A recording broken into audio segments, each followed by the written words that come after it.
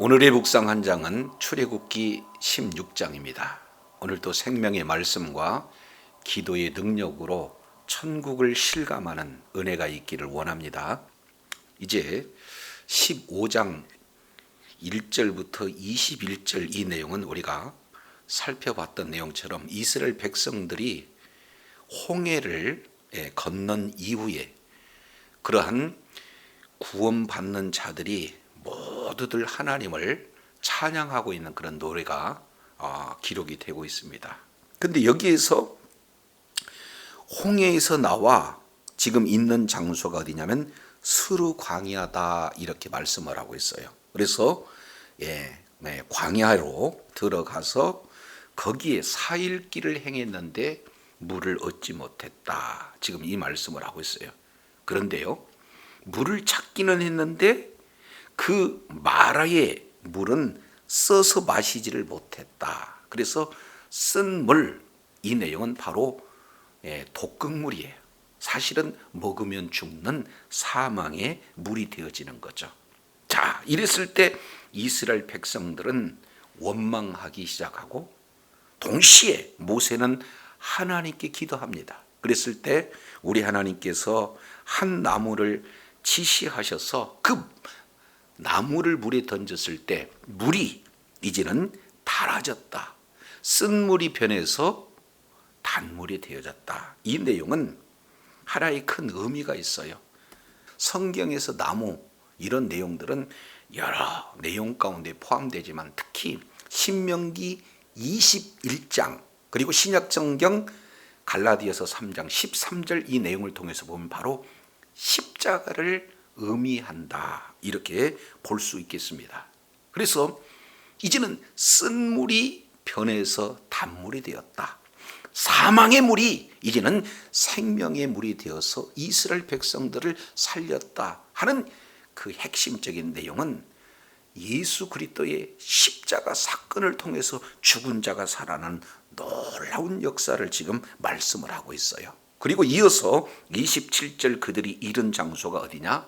엘림에 이르렀다. 그곳에 물샘 12 종려나무 70주 그랬습니다. 우리가 잘 알겠지만 12라고 하는 것은 12지파를 말씀하고 있고 70이라고 하는 이 내용은 70장로, 더 나아가서는요 창세기 11장 홍수 이후에 인류의 모든 민족의 수를 70 이렇게 표현하고 있습니다.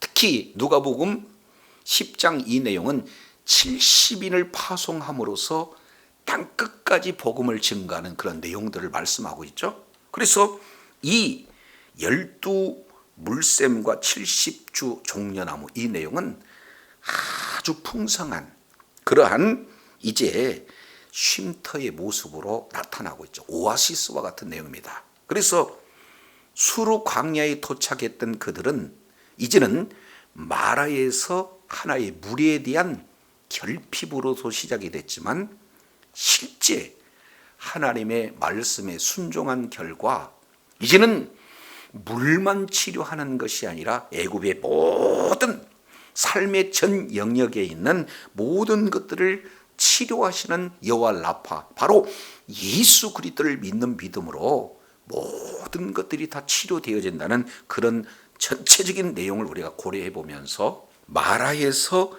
엘림까지 이 내용은 광야의 시작과 약속의 땅 가나안 땅에 이르는 전 과정을 미리 보여주는 그림자의 모습으로 말씀을 하고 있다라는 사실을 볼 수가 있습니다. 이어서 두 번째 나타나는 것이 16장 1절 내용을 보니까 온 이스라엘 회중이 엘림에서 떠나서 시내산 엘림과 시내산 사이 신광야에 이르렀다 이렇게 표현하고 있습니다. 그래서 오늘 15장과 16장 배경이 되어지는 것은 광야 이렇게 말씀을 하고 있어요. 그러면 광야는 어떤 곳인가?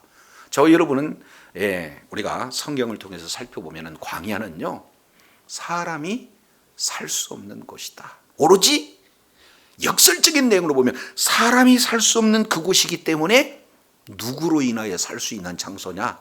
하나님을 이제 만나서 하나님으로 말미암아 살 수 있는 그런 장소가 광야가 되어집니다. 그래서 이 광야를 세분화해 보면은 홍해를 건너기 이전에 잠깐 거쳤던 광야, 그리고 홍해를 건너고 난 이후에 시내산까지 그 광야, 그리고 시내산에서 이스라엘 백성들과 언약을 체결한 이후에 이제는 약속의 땅 가나안 땅까지 들어가기에 전 광야, 이렇게 해서 광야를 세분화해 보면은 세 광야로 나눌 수가 있어요. 그런데 이 광야, 각각 주어진 그 광야 속에서 하나님께서는 이스라엘 백성들을 이렇게 양육하고 있는 모습들을 볼 수가 있습니다. 그래서 홍해 건너기 이전에는 전적으로 하나님께서 불기둥 구름기둥으로 이스라엘 백성 앞에서 인도하시는 내용들을 말씀하고 있다면, 홍해 건넌 이후에는 어떻게 말씀을 하고 있습니까?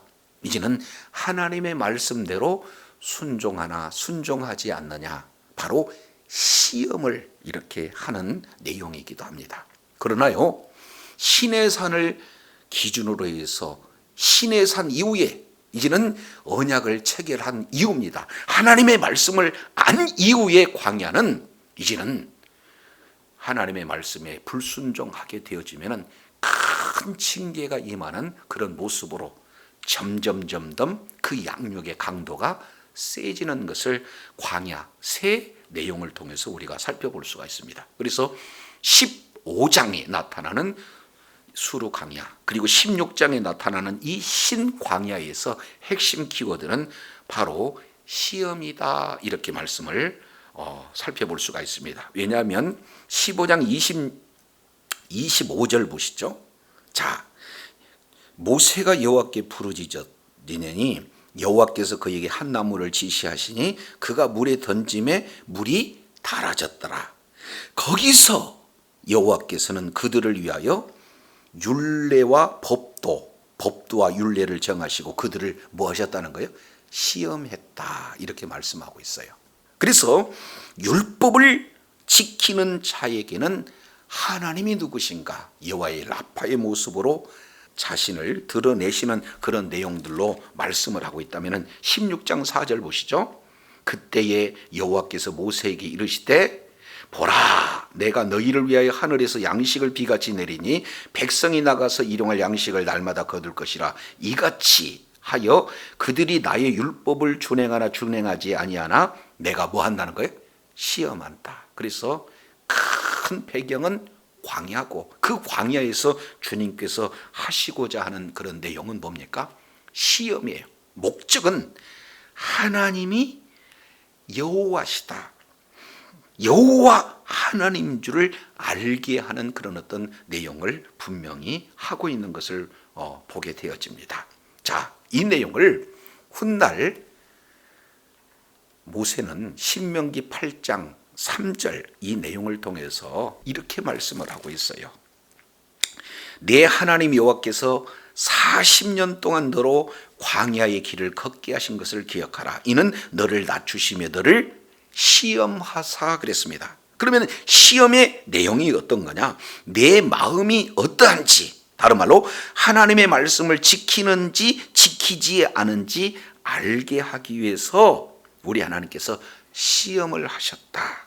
그래서 시험의 목표는 어떤 내용인가? 8장 3절 너를 낮추시고 너를 줄이게 하시며 너도 알지 못하며 내 열조도 알지 못하는 만나를 내게 먹이신 것은 사람이 떡으로만 산 것이 아니요 여호와의 입에서 나오는 모든 말씀으로 사는 줄을 너로 알게 하려 하심이라. 우리 주님이 말씀하고 있어요. 그래서 광야에서 시험, 이 내용은 하나님이 누구신가, 하나님에 대해서 알게 하기 위하고, 그리고 바로 사람이 떡으로만 사는 존재가 아니라 하나님의 말씀으로 사는 존재이다 라는 사실을 알기 위한 목적이다. 지금 이렇게 말씀하고 있습니다. 자, 1절 조금 더 구체적으로 보시죠. 이스라엘의 온 회중이 엘림, 그 풍요로운 쉼터에서 떠나자마자 6장 2절 즉시 이스라엘의 온 회중이 그 광야에서 모세와 아론을 뭐 했다는 거예요? 원망했다 이렇게 말씀을 하고 있습니다. 그래서 이스라엘의 온 회중이 원망했다 이렇게 말씀하고 있는데 여기서 중요한 것이 있습니다. 온 이스라엘의 온 회중이라고 하는 것은 신앙 공동체예요. 이제 이스라엘 백성들은 하나의 신앙 공동체가 되었다는 것을 온 회중이다 라고 해서 첫 번째 언급하고 있는 내용들을 보겠죠. 그러니까 신앙 공동체를 통한 하나님의 훈련, 다른 말로 본다면 광야에서 시험을 통해서 하나님을 알게 하는 그런 목적이 어떻게 이루어지는가 이렇게 말씀하고 있는데, 여기에서 광야에서 그들의 반응은 어떤 내용입니까? 전부 다 원망하여 이렇게 계속해서 반복하고 있습니다. 그래서 자, 원망한다 2절, 7절, 8절, 9절, 12절 계속해서 원망하고 있는 그런 어떤 내용들을 말씀하고 있고, 특히 7절, 8절, 9절, 12절 이 내용을 통해서 보면 하나님께서 그 원망을 들으셨다 계속 반복해서 말씀을 하고 있는 것을 보게 됩니다. 자, 그렇다면 첫 번째 광야에서는 어떤 내용이었습니까? 출애굽기 15장 내용을 보니까 물 때문에 그들은 원망했고, 이번에는 무엇 때문에 원망하느냐? 양식 때문에 원망했다. 애굽에서 고기, 그리고 애굽에서 떡, 이 내용들을 생각하면서 온 회중이 지금 하나님께서 세우신 모세와 아론을 원망하고 있는 그런 어떤 내용을 말씀하고 있어요. 그런데 이 원망을 8절 하반절에는 모세와 아론에 대한 원망이 아니라 하나님을 향한 원망이다라는 것을 해석하고 있죠. 그래서 이스라엘 백성들이 이제는 신앙 공동체로 새로운 하나의 분기점이 되어서 이제 신앙의 첫 출발점 앞에서 물로 원망하고 양식으로 원망할 그때 여호와 하나님께서 모세에게 말씀하시는데 16장 4절 보시겠습니다. 보라, 내가 너희를 위하여 하늘에서 양식을 비같이 내린다. 이게 하나님께서 약속하신 하나님의 은혜입니다. 양식을 어디에서 내려요? 하늘에서 내린다. 어떻게 내립니까? 비같이 내린다. 이 내용이 무려 40여 년 동안 하나님은 약속하시고 그 약속을 계속해서 이렇게 이루시는 그런 모습을 보게 되어져요. 그러면 하나님의 약속 하에 백성들의 그 내용은 무엇을 우리 하나님이 요구하고 계시는가? 크게 두 가지로 말씀하고 있어요. 첫 번째, 일용할 것을 날마다 거둘 것이다. 두 번째 내용을 보면은 5절에 제6일에는 그들이 거둔 것을 준비해서 날마다 거둔 것에 뭐가 된다는 거예요? 갑절이 된다. 그러니까 날마다 거두는 것 하나. 두 번째, 여섯 번째 날은 갑절로 거둔다 하는 그 내용을 우리 주님께서 지금 명령을 하고 있는 것을 보게 되어집니다. 자, 그래서 이 두 가지 내용을 조금 더 자세히 지금 말씀하고 있는 내용은 어떤 건가? 뒤에 보시겠습니다. 6절, 모세와 아론이 온 이스라엘 자손에게 이르되 저녁이 되면 너희가 여호와께서 너희를 애굽 땅에서 인도하여 내셨음을 알 것이요. 그러면 여기서 애굽에서 인도해냈다는 것을 한마디로 말씀드린다면 구원했다는 것을 안다는 거죠. 그리고 7절, 아침에는 너희가 여호와의 영광을 볼 것이다. 하나님이 약속하신 것을 그대로 이루시는 하나님의 그 영광을 보게 된다. 이 사실을 지금 말씀을 하고 있는 것을 보게 되어집니다. 자, 그랬을 때 조금 더 이제 구체적으로 표현하는 거예요. 자, 16절 보겠습니다. 여호와께서 이같이 명령하시기를 너희 각 사람의 멋대로 식양대로 이것을 거둘지니. 그래서 날마다 일용할 양식을 거둘 때 이제는 각 사람이 인수대로 매명 한 오멜씩 취해라 이렇게 말씀을 하고 있어요. 자, 이 내용을 16장 4절 하반절에 보시죠. 그들이 나의 율법을 준행하나 그 다음에 준행하지 아니하나 내가 뭐 하겠다는 거예요? 시험하겠다. 그러니까 양식을 날마다 주심으로써 그 양식으로 하나님께서 시험을 하시는데, 첫 번째, 날마다 매일 인수대로 매명에 한 오멜씩을 취하는 것, 지금 이렇게 말씀을 하고 있습니다. 자, 그런데 16절 하반절 내용을 보니까 각 사람이 그 장막에 있는 자들을 위하여 취할지니라 이렇게 말씀하고 있어요. 그러니까 원칙 내용은 각 한 사람당 한 올멜씩을 취해야 되는데, 어떤 자는 아예 취할 수도 없는 약자가 있다는 거예요.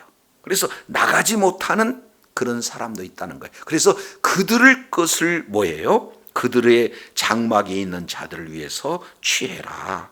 그러면 결국 각 개인이지만 실제 이제는 신앙의 공동체 전체 안에서 지금 하나의 배려를 지금 말씀하고 있어요. 사회적인 약자를 섬기는 것을 지금 명령을 하고 계신다 사실을 볼 수가 있습니다. 자, 그래서 이제 그대로 순종했던 내용이 17절 이스라엘 자손이 그같이 하였더니 순종했죠. 그랬더니 거둔 것이 어떤 사람은 많기도 하고 어떤 사람은 적기도 해요. 역량에 따라서 어떤 사람은 많이 거둬요. 그런데 어떤 사람은 적게 거두고 어떤 사람은 실제 역량이 안 되는 그런 경우도 있다. 그래서 자, 여기서 우리 하나님께서 모세를 통해서 하고자 하는 내용이 18절 그대로 지금 하나의 큰 원칙을 말씀을 하고 있는데, 오멜로 되어본 즉 많이 거둔 자도 남음이었고 적게 거둔 자도 부족함이었어 각 시간대로 거뒀다. 이렇게 얘기하는 것은 결국 각자 믿음의 공동체 구성은 한 사람 한 사람에게 고르게 분배되었다라는 사실을 우리가 살펴볼 수가 있어요. 자, 매일 하늘에서 뭐를 내려요? 비같이 내리신다. 그런데 그 비같이 내리는 것을 보고 미리 앞서간 사람, 더 부지런하게 더 많이 더 적극적으로 하는 사람들은 더 많이 거둬요.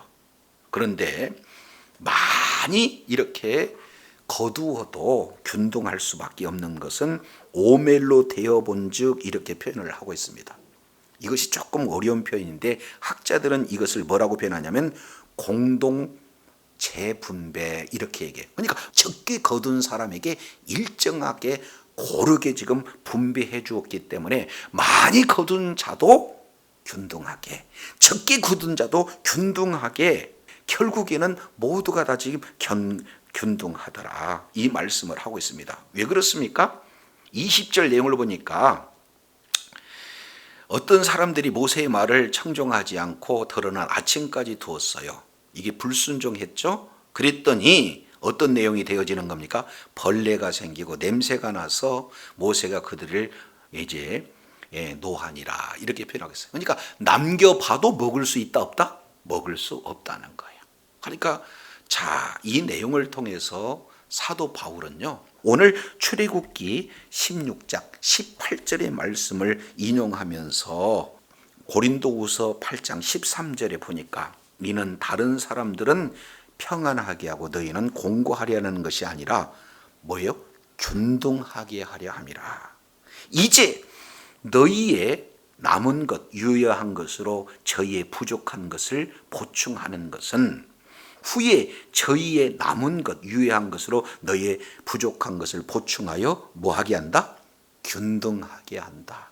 그래서 오늘 날마다 하늘에서 양식을 비같이 내릴 때 일용할 것을 날마다 거두는데, 날마다 거두는 원칙에서 매명 한 오멜씩 거두고 많이 거둔 자는 적게 거둔 자에게, 적게 거둔 자는 많이 거둔 자들 통해서 어떻게 됩니까? 서로가 균등하게 하는 하나님의 놀라운 계획을 말씀하고 있어요. 한마디로 본다면은 각자에게 사실은 더 많이 이렇게 소유하고자 하는 그러한 소유욕 자체를 뭐 하는 거예요? 지금 제거하는 훈련을 광야 신앙 공동체 내용을 통해서 양식을 통해 우리 하나님께서 지금 훈련시키고 있는데 말씀대로 순종하는지 순종하지 않은지. 자, 이제 두 번째입니다.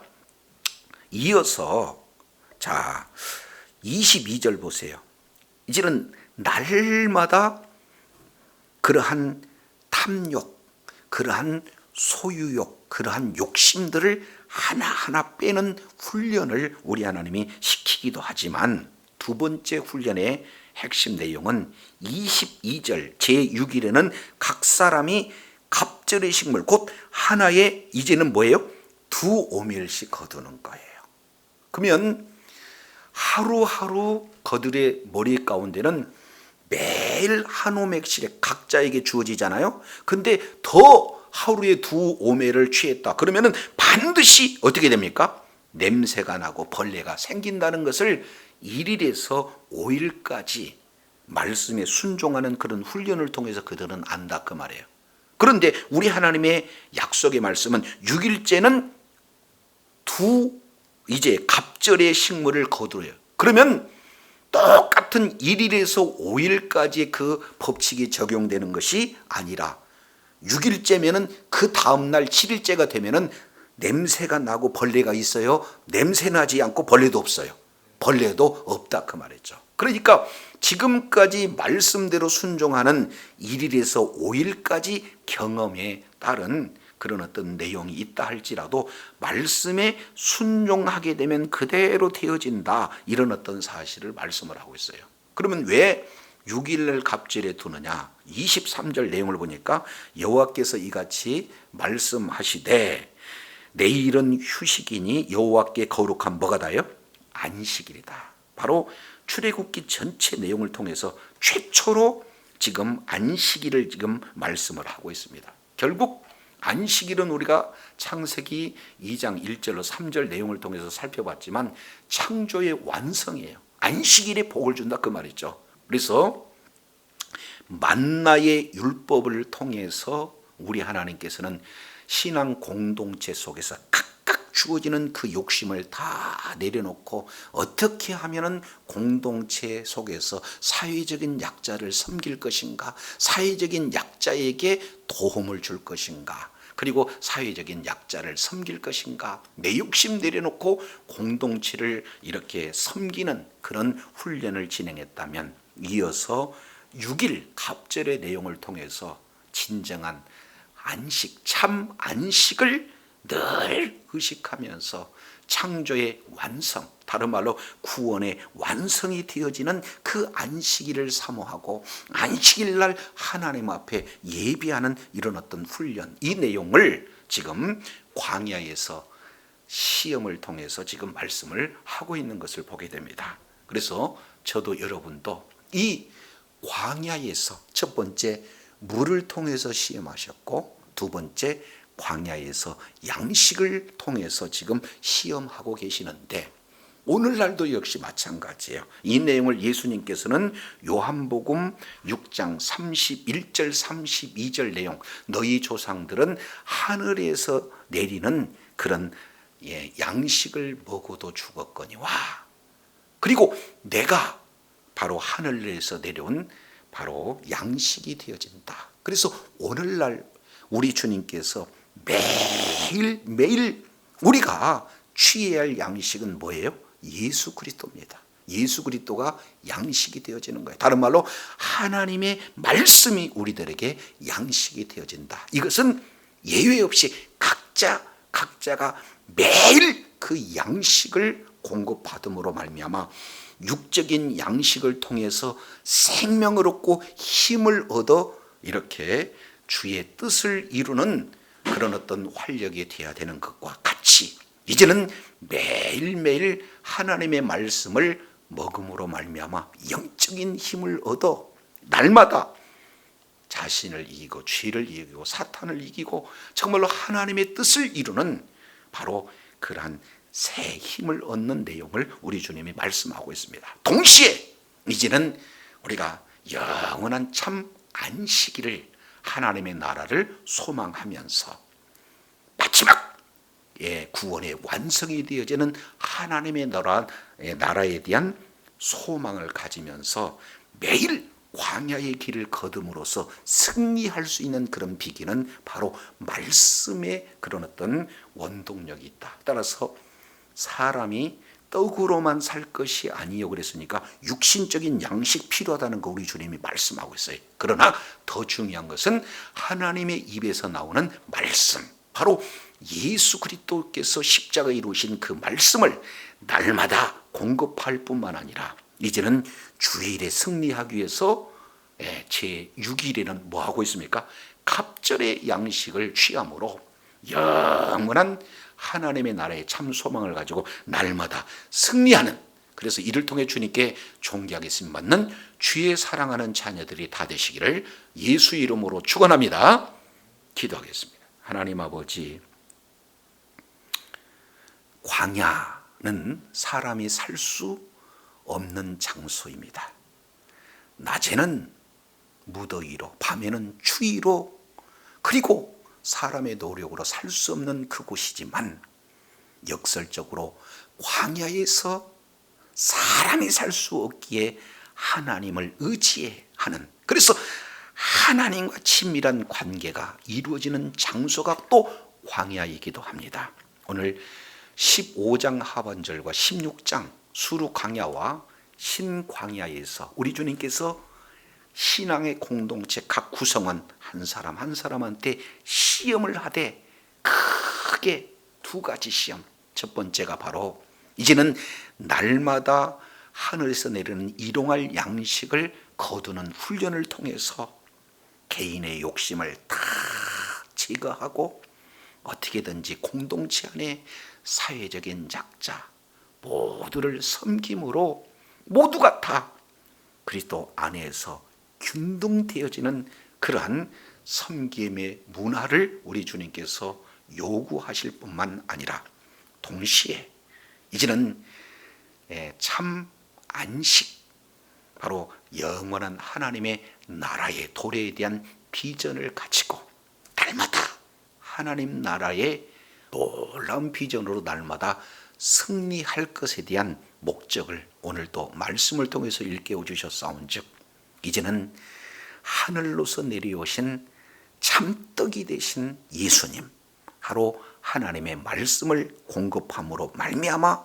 이제는 새로운 힘을 얻어 주의 뜻을 이루고 주의 나라 확장에 존귀하게 쓰임받을 뿐만 아니라 이제는 많은 사람들에게 나누고 섬기고 배려하는 그런 존귀한 사명을 잘 감당하여 주님께 영광 돌리는 주의 사랑하는 자녀들 다 되게 하여 주옵소서. 예수 그리스도 이름으로 감사하며 기도드립니다. 아멘.